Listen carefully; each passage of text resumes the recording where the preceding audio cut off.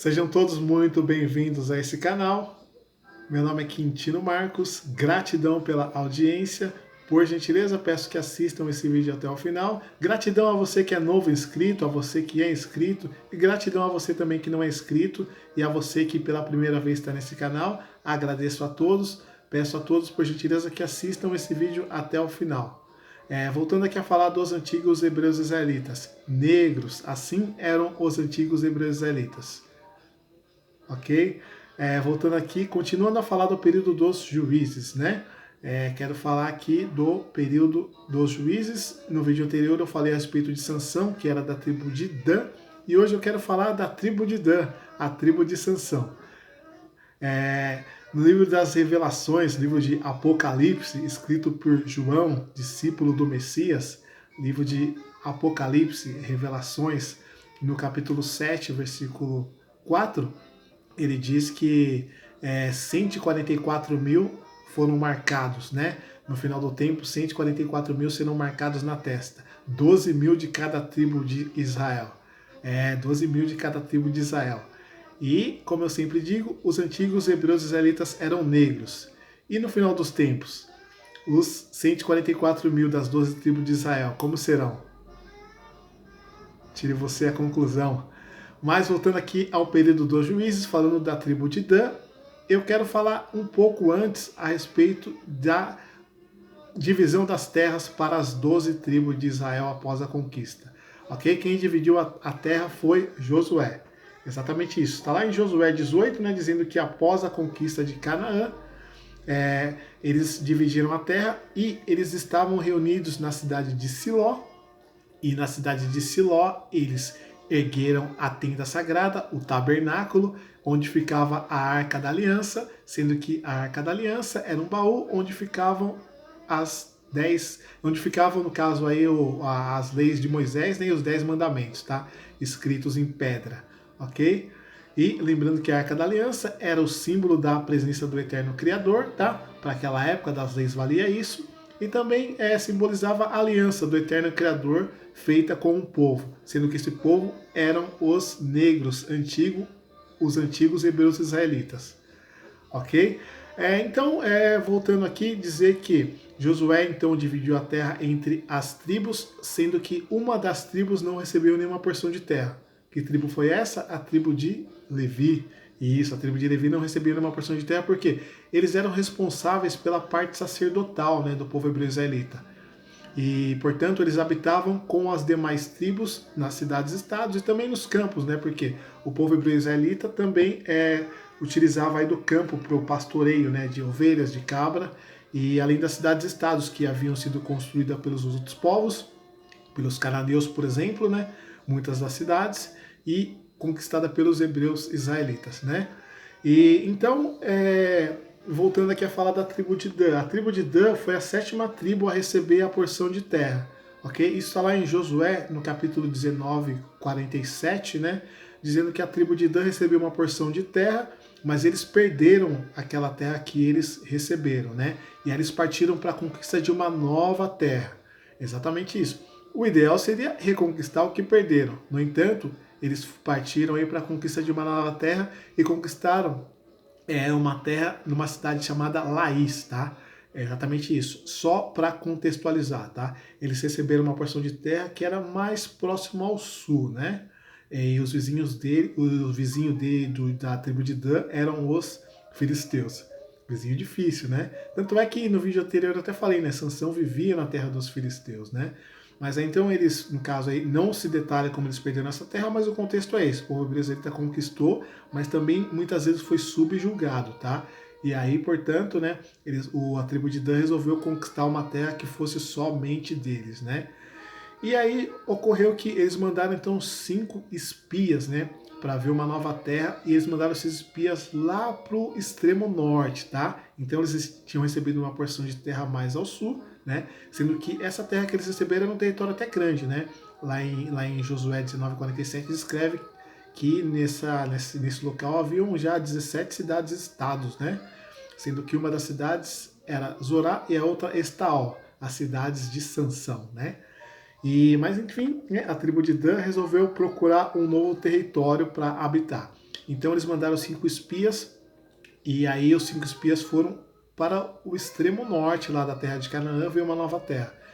E eles, no caso aí, passaram pelas montanhas de Efraim, né? E de fato eles ficaram na terra de um homem, na casa de um homem chamado Mica, né? Exatamente isso. Aí eu quero fazer um parênteses para falar de Mica, ok? A história de Mica, que influenciou demais a tribo de Dan. No livro de Juízes 17, né, conta o início aí da história de Mica, e a história já começa com um diálogo entre ele e a mãe dele, né? Mica e sua própria mãe. Eu vou até ler, né? Ele diz, a mãe dele, quando roubaram aquelas suas 100.000 barras de prata, a senhora amaldiçoou o ladrão. Eu ouvi a senhora fazer isso. Sabe de uma coisa? A prata está comigo. Fui eu que roubei. Exatamente, ladrãozinho, né? Roubou a própria mãe. Mas aí a mãe dele responde, que o Eterno abençoe você, meu filho. Em vez de repreender-o sem vergonha e até dar um tapa na cara, não, ela disse que o Eterno abençoe você, meu filho. Eu quero só resumir aqui essa história dizendo que ela pegou aí dessas 100.000 barras de prata, ela pegou 200 barras de prata e fez um ídolo, né? Ela foi até um local e nesse local foi confeccionado um ídolo de madeira, no caso, e esse ídolo de madeira ele foi confeccionado folheado com a prata, né? Com as 200 barras de prata. E ela deu esse ídolo ao filho dela, tá? A situação foi a seguinte, né? Ela tinha amaldiçoado, aí para tirar a maldição do filho, ela resolveu fazer um ídolo de madeira folheado de prata.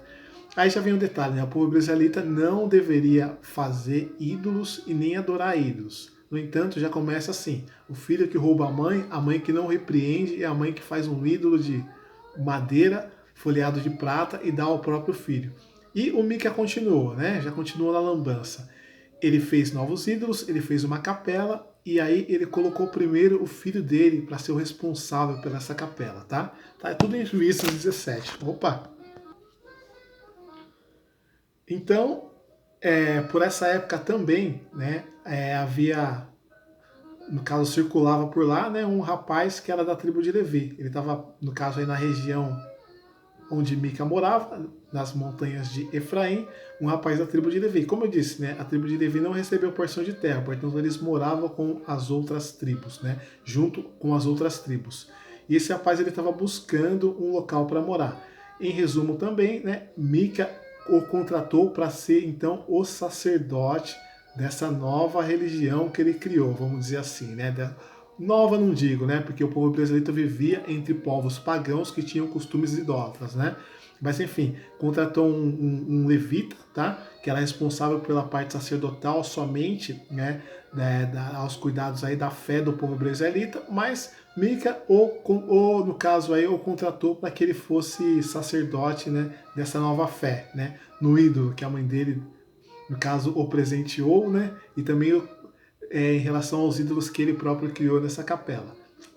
E o trato foi o seguinte: Mica pagava 10 pratas para esse sacerdote, 10 pratas por ano, né, mais roupa e comida.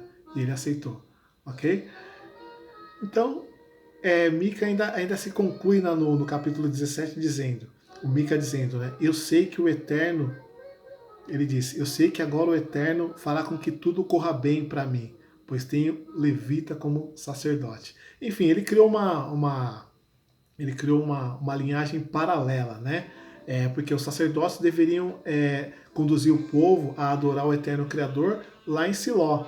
Era dessa forma que era feito, né? Não criar uma linhagem paralela como fez o Mica, né? Adorar criou um ídolo e adorar esse próprio ídolo ainda contratou um levita, né? Contratou o membro aí da tribo de Levi para oficializar, vamos dizer assim, essa sua nova fé, ok? Um erro já, né? E voltando aqui a falar então dos espias, né? Que eles foram buscar aí uma nova terra, né? Para habitar. E esses espias, eles no caso passaram por essa região onde Mica morava e foram para a casa de Mica. Eles ficaram na casa de Mica, tá? E eles viram que esse sacerdote que estava por lá, ele falava de uma forma diferente, ou seja, ele não era daquela região. E aí os 5 espias que iriam visualizar lá a nova terra que eles queriam conquistar, chegaram nesse sacerdote e disseram: o que você está fazendo aqui? Quem o trouxe para cá? E aí o espia falou, no caso, o sacerdote disse: eu fiz um trato com Mica, ele me paga para que eu seja sacerdote dele. Exatamente isso, tá? O sacerdote então aceitou a profissão, tá? A profissão de fé idólatra, a profissão de sacerdote de fé de um idólatra, né? E o que ocorreu? Os espias, em vez de o repreenderem, não, foram fazer com ele uma consulta, né? Exatamente, ouviu o que ele tinha a dizer, e aí o que ele disse prontamente, né? Aquele tipo de sacerdote que fala que o povo gosta de ouvir, uma vez que é pago para isso, né? Principalmente quando é pago para isso, né? Fala aquilo que o povo quer ouvir. Ele disse, né? Não se preocupem, o Eterno estará com vocês nessa viagem. E aí então eles foram tranquilos lá espiar a terra que eles queriam conquistar. E aí eles de fato viram essa terra que era a cidade de Laís, tá? E quem habitava nessa cidade de Laís, quem habitava na cidade deles era um povo parecido com os sidônios. Quem eram os sidônios? Eu já disse em vídeos anteriores. Os sidônios, eles eram da linhagem de Canaã, ou seja, Cã, que é o ancestral da raça negra, gerou Canaã, e Canaã gerou o Sidom, né? Sidom, que é o pai dos sidônios, que era conhecido pelos outros povos como os fenícios, tá? Então, esse povo que habitava na terra na terra de Laís, na cidade de Laís, eles eram parecidos com os sidônios, mas eles não viviam junto com os sidônios, eles viviam separados, ok? E aí, o que os espias da tribo de Dan perceberam? Que era um povo que não esperava ser atacado, era um povo tranquilo, pacífico, que não entravam em guerra com ninguém. Isso também está descrito nas escrituras dessa forma. Aí o que eles fizeram então? Tinham sido abençoados por esse sacerdote, né? Voltaram então para sua terra para avisar os demais, né? E aí eles disseram aos demais que estava tudo tranquilo, era só seguir para atacar então a cidade de Laís e conquistar essa nova terra. E assim foi feito, tá? Em resumo aqui é isso. Eles, no caso, reuniram, né, 600 homens de guerra de Dan e foram para conquistar essa cidade. Mas antes, o que eles fizeram? Eles passaram na casa de Mica e assaltaram a casa de Mica, vamos dizer assim, tá? E levaram inclusive esse levita, sacerdote, aí para ser sacerdote deles também, tá? Inclusive até o relato diz que eles disseram: venha com a gente. Você não prefere ser sacerdote de uma tribo inteira em vez de ser sacerdote de uma família? E aí está escrito: o levita muito contente aceitou, né? Para se ter uma ideia, né? Já era a corrupção no caso aí da fé mesmo, né? A corrupção mesmo, tá? Quando se trata aí de maior número, quando se trata aí de dinheiro, já era a corrupção mesmo dos sacerdotes aí responsáveis, né? E, enfim, eles foram, conquistaram a cidade e as escrituras relatam que eles passaram a fio da espada toda a população. E não havia quem os salvasse, porque eles moravam longe dos sidônios, não tinham como pedir socorro e viviam longe de outros povos também, tá? E aí a tribo de Dan, então, de uma forma genocida, eu vou dizer assim, eles, no caso, mataram um povo que era tranquilo, que não entrava em guerra com ninguém, em vez de reconquistarem as cidades que tinha sido dada a eles, né? Mas não, eles foram buscar o mais fácil, tá? E não parou por aí. O que ocorreu também com a tribo de Dan? A tribo de Dan, eles levaram o ídolo de Mica e começaram a adorar esse ídolo de Mica, tá? E além disso, aí tem um detalhe que chega até a ser engraçado, né? O que eles fizeram também? Eles levaram um outro sacerdote para ser sacerdote da tribo de Dan. Eles criaram, enfim, uma linhagem sacerdotal paralela. E quem era esse outro sacerdote da tribo de Levi? Era o neto de Moisés, tá? Jonatas. Exatamente isso, tá? Isso está lá no livro de Juízes, tá? Eu vou convidar você a ler. Está no livro de Juízes, no capítulo 18, né? No versículo... a partir do 29, né?